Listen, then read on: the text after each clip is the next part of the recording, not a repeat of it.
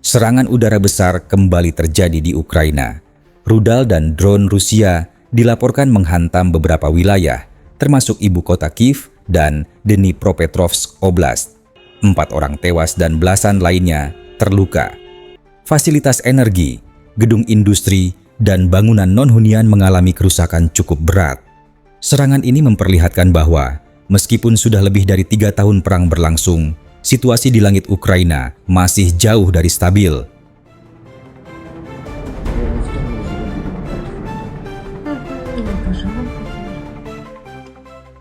Menurut laporan resmi dan sumber internasional, Rusia melancarkan serangan terkoordinasi menggunakan rudal balistik, rudal jelajah, serta drone kamikaze yang datang dari berbagai arah.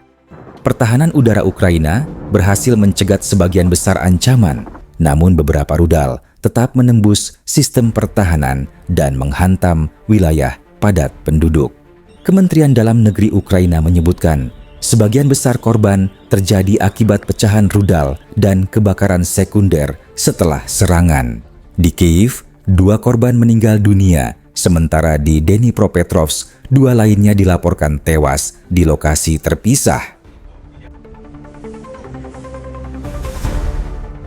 Muncul pertanyaan, bagaimana serangan sebesar ini masih bisa menembus, padahal Ukraina mendapat dukungan dari Amerika Serikat dan NATO?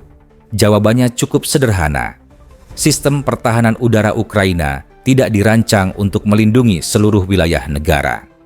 Negara ini terlalu luas, dan sebagian besar sistem seperti Patriot, NASAMS, atau IRIS-T hanya melindungi area strategis seperti Kiev dan Odessa. Ketika Rusia melancarkan serangan dari beberapa arah sekaligus, sebagian rudal memang bisa lolos. Selain itu, Rusia menerapkan pola saturation attack, meluncurkan drone dan rudal dalam jumlah besar secara bertahap. Drone murah digunakan untuk menghabiskan rudal penangkal Ukraina yang mahal. Sementara, rudal presisi tinggi diluncurkan setelah pertahanan kewalahan. Taktik ini membuat sistem pertahanan Ukraina sulit menahan semua ancaman sekaligus.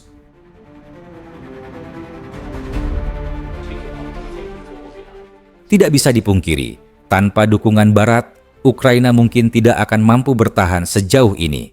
Namun bantuan dari Amerika dan NATO bersifat defensif, bukan ofensif. Tidak ada pasukan NATO yang beroperasi di Ukraina dan tidak ada radar atau sistem terintegrasi seperti di wilayah Eropa Barat.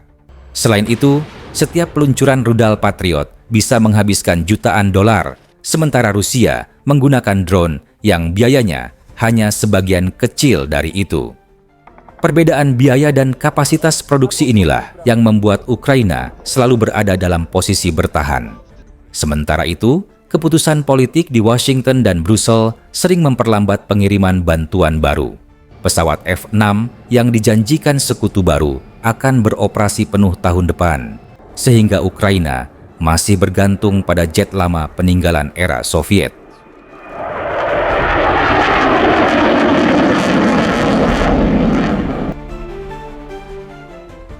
Serangan seperti ini tidak hanya menargetkan instalasi militer, tetapi juga infrastruktur energi, transportasi, dan komunikasi.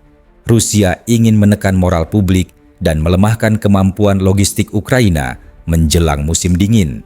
Namun, dari sisi lain, hal ini juga memperlihatkan bahwa pertahanan udara Ukraina mulai tertekan. Kemampuan mereka menahan gelombang rudal yang terus-menerus semakin menurun, sementara Rusia tampak terus memperluas kapasitas produksinya. Secara geopolitik, serangan ini mengirim pesan jelas. Rusia masih memegang inisiatif strategis dan mampu melanjutkan perang ini dalam jangka panjang, sementara Sekutu Barat mulai menghadapi kelelahan politik dan ekonomi.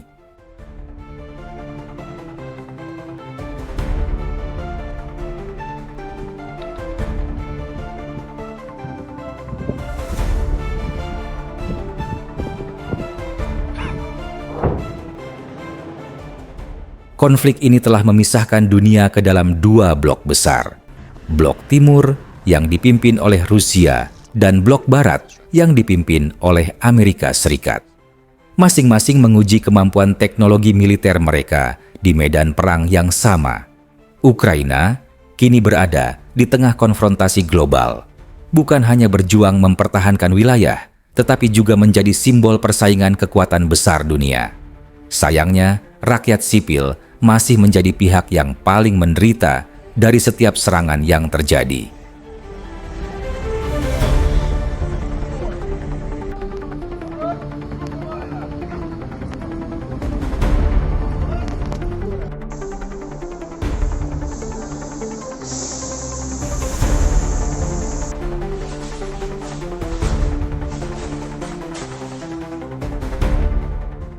Serangan udara terbaru ini kembali mengingatkan bahwa perang modern bukan hanya soal teknologi, tetapi tentang daya tahan industri, logistik, dan strategi jangka panjang. Rusia tampaknya siap bertahan selama diperlukan, sementara Ukraina masih bergantung pada bantuan luar untuk terus bertahan. Video ini disusun untuk tujuan dokumenter dan analisis strategis. Sebagian visual bersifat ilustratif dan menggunakan rekonstruksi digital untuk keperluan informasi. Tidak ada dukungan terhadap pihak manapun dalam konflik ini. Semua disajikan semata untuk kepentingan edukasi dan pemahaman publik. Машинки вот, блядь, стояли. Все так, короче, сюда, так. Ебан.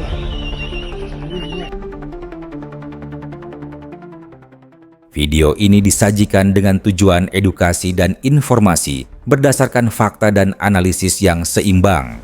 Kami tidak mempromosikan kekerasan, kebencian, atau ujaran kebencian terhadap kelompok manapun.